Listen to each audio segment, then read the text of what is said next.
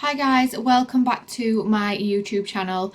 So today's video is all about gestational diabetes. So if you follow me on Instagram or you have watched one of my previous videos, you may know that I was diagnosed with this at 37 weeks pregnant, which is quite a late time to be diagnosed. So I'm just going to quickly talk through what it actually is, and then the rest of the day I'm going to show you testing my bloods and what I eat to try to keep my blood sugars at a good level. So gestational, I don't actually really know how to pronounce it, is basically a diabetes that develops when you are pregnant.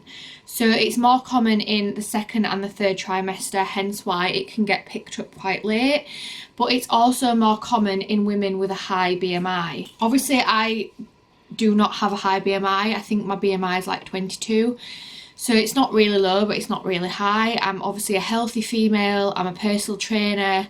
I've done a bodybuilding competition. I know how to eat. I know how to be healthy. And hopefully, if you are watching this video and you are quite naive to it, then you can be a little bit more open-minded and just understand that it's not just fat people or unhealthy people that get it. Like, literally anybody can develop it. So basically, it's when your body does not produce enough insulin, which is like all diabetes. But with gestational, that's usually because your hormones in your body from being pregnant are just too busy doing something else, that they're not helping to produce the insulin. So then hence why you can have quite high blood sugars and you can have spikes in your blood sugars, because your body's not producing the insulin that it needs to help burn the glucose in your body. So what this means for someone who is pregnant, if it isn't controlled or if it's been found quite late like me, it just means that you can have quite a large baby, because I'm guessing it's because all the sugars that your body's not managing to burn goes to the baby and then creates a bigger baby. But other than that, it's not unhealthy at all. Like, it's not, you're not creating an unhealthy baby. But one thing is that they do not like you to go past 38, 39 weeks. And obviously I'm 38 weeks on Sunday, which is in 3 days. So I've got another test today to find out what is going on. But yeah, basically I just wanted to quickly break down what it actually is and just kind of prove that anybody can have it. Like, it's not just for unhealthy people and overweight people and people with really bad diets. Like, don't get me wrong, my pregnancy diet hasn't been perfect, but I eat really good meals. I eat plenty of protein, I eat plenty of good carbohydrates, I eat plenty of fruit and veg, but I also snack on things like chocolate digestives and jammy dodgers, but not enough for my diet to be horrendous. I don't eat like loads of white toast, I don't eat cereal all day. I eat actual meals and actual food, but unfortunately it's just one of those things, you know, my body's busy doing other things and helping grow a baby, so my hormones just haven't produced enough insulin, which is why I have got it. So I'm going to test my blood sugars this morning and talk you through that. I have to test my sugars fasted in the morning, after breakfast, after lunch and after dinner, because I don't have like a really strong level of it. I only have to test my bloods 4 times a day, but some women will have to do it more than this. And also I'm not on any medication because I manage my blood sugars really well. So I do obviously produce a bit of insulin, but just not enough, whereas some women will not produce any at all, and they will be on like insulin injections or insulin tablets, or they'll be on some form of medication to help their bodies produce the insulin and help with their glucose and blood sugar levels. The next clip I'm going to show you taking my fasted blood test. It's all on an app and it's quite easy. I just have to prick my finger 4 times a day, which is a little bit annoying. It does make me feel a little bit frustrated. And then I'm going to talk you through my meals and what I eat in a day to try and just control my blood sugars. So the machine I use is kept in this little bag. So the first thing I have to do is pop a little piece of paper in the scanner and then put a new needle into the little machine.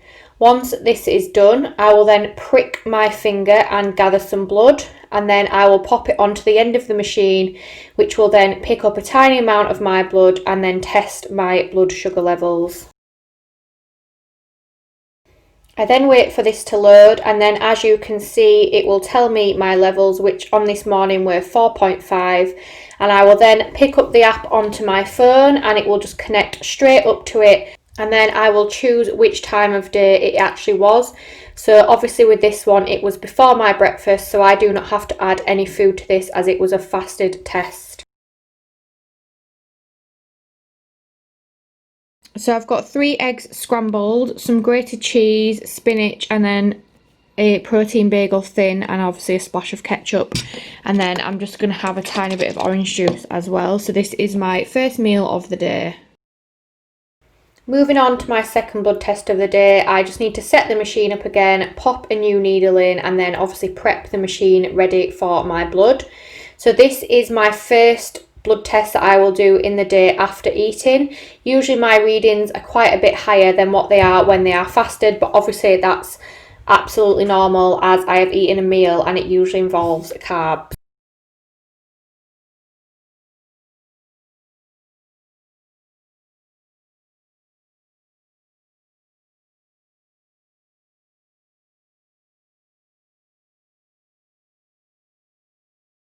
So as you can see, this reading is now after my breakfast and it's more than nearly 3 millimoles up, which is quite bad.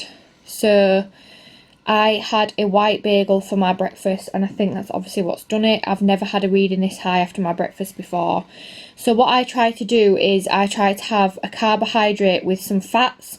So obviously my bagel was my carbohydrate and my eggs were my fat. But unfortunately I haven't had an actual white bagel yet whilst I've been testing these bloods. So I think that must be why. So I just need to edit in the foods that I'm eating. 1 white bagel. Submit. So they're not horrendous. I think they need to be 7.9 for them to be bad. So they're still in like a good range, but they're the highest they've been after any of my breakfasts. So I know that I just need to avoid a white bagel. So I've just had some oats and protein for my lunch. I completely forgot to film it. I literally had 50 gram of oats, a scoop of whey protein and 50 gram of berries. So I'm just about to go and do my bloods now as I ate an hour ago. Yeah, I did. And you are to test your bloods an hour after eating. So I'm just going to show you what my levels are after eating a lunch like that.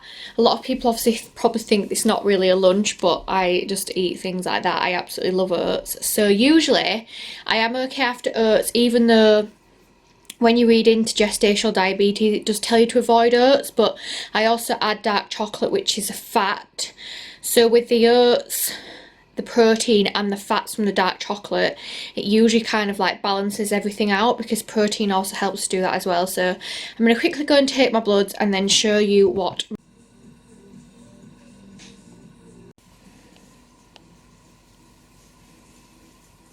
So as you can see, my levels were okay. So I'm just going to type in what I've had.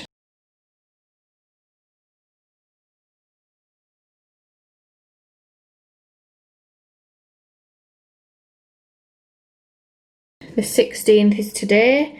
So this morning was 4.5, then it was 7.6, and then it was 6.1. So 6.1 is probably quite average, sort of like 6.2, 6.1, and then all my fasted ones are at the 4s. So after most meals, they're around 5 point something or 6 point something. It's only 7 point something very rarely, and then obviously that one was yesterday because I had a Subway, which was a very bad idea.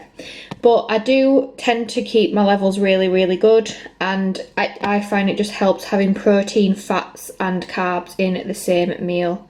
So I've got a chicken stir fry for my tea, which is the last time I will eat before I do my last reading. So obviously in this meal we have only really got carbs and no fats, but there's protein and there's veg, so it'll just be interesting to see what my levels are like after this. I've just had my tea, which was the stir fry, which you've just seen, and then I need to test my bloods after. So this is the last time that I will test my bloods for today. So I saw the gestational diabetes midwife today and just kind of discussed when the baby's going to be delivered, and because I'm doing so well at controlling my blood sugars, they've decided to give me another growth scan next week, so I don't yet have an induction date, but I'm actually really glad about it, because hopefully my body will just go into labour naturally, and it also means that I'm obviously controlling my bloods really well, which is really good. So it means that I'm eating what I should be eating, and it kind of just tells me that I've obviously been controlling it well anyway, because I've literally hardly changed anything. The only thing that I've stopped eating is like chocolate biscuits and ice creams, just for the sake of it. So I've just cut them out, and I've not changed anything else. Like, I'm literally eating how I would always eat anyway. So it's probably actually quite a good thing, because it just means that I'm not snacking for the sake of it, even though I am getting hungry.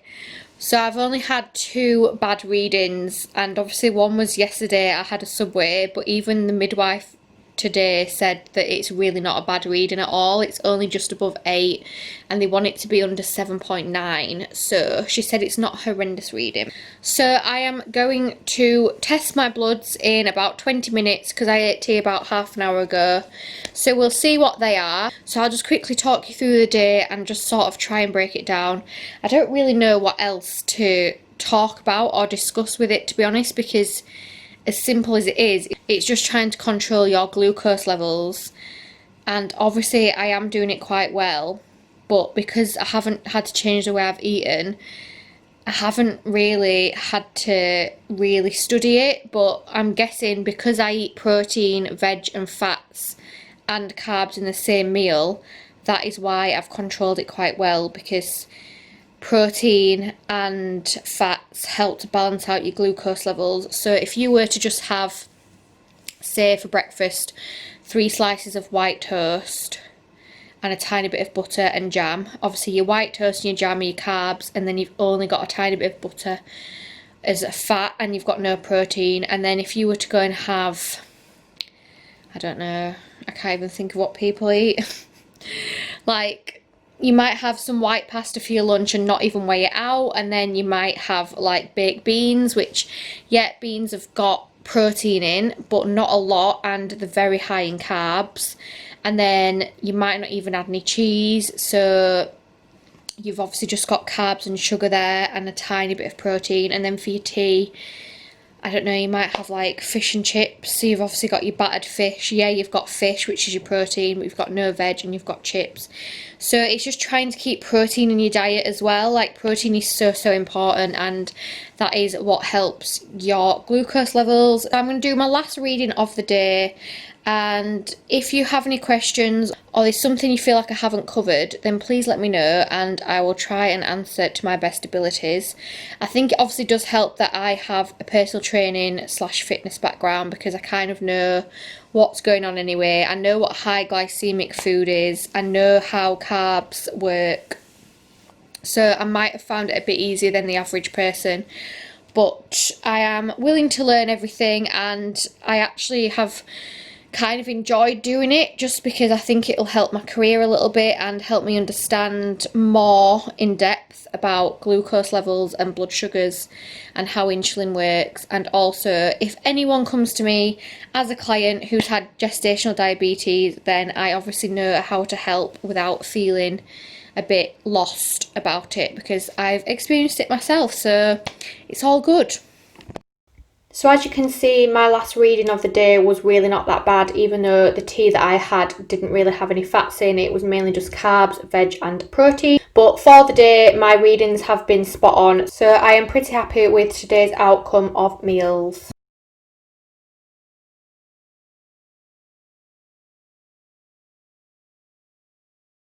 These are all of today's 4 readings. We've got before breakfast, after lunch and after evening meal. As you can see, my breakfast is what has made me have the highest levels, and I do think it was the white bagel that I had, as I usually either have like a protein bagel or like sourdough. I don't really ever have like a thick white bagel. My levels were obviously still okay anyway, so this is just kind of like an average day. Then you can see this was yesterday, that was after my Subway, but all my other levels yesterday were fine. and Tuesday we're all fine, Monday fine, Sunday fine as well. So I'm just going to finish up the vlog here. It's now the day after I did all my blood readings for this video, and just do a tiny other little explanation on GD, and just sort of hope that anyone who's watching this is not as naive anymore as to thinking that only certain people can get it. Because to be honest, even before I was pregnant, I literally just thought it was something that unhealthy or overweight people got, but it really is not that at all. It's more to do with your hormones and how your body is reacting to your pregnancy. And a lot of people, obviously like me, can develop it quite late on in their pregnancy. So I guess the earlier on that it gets detected, the harder it can be, because you have a lot more time without your snacks and trying to control your blood sugars and things like that. But if you do have any questions, then please just ask me in the comment section below. I don't really have much else to say, to be honest, because obviously I haven't had it for ages.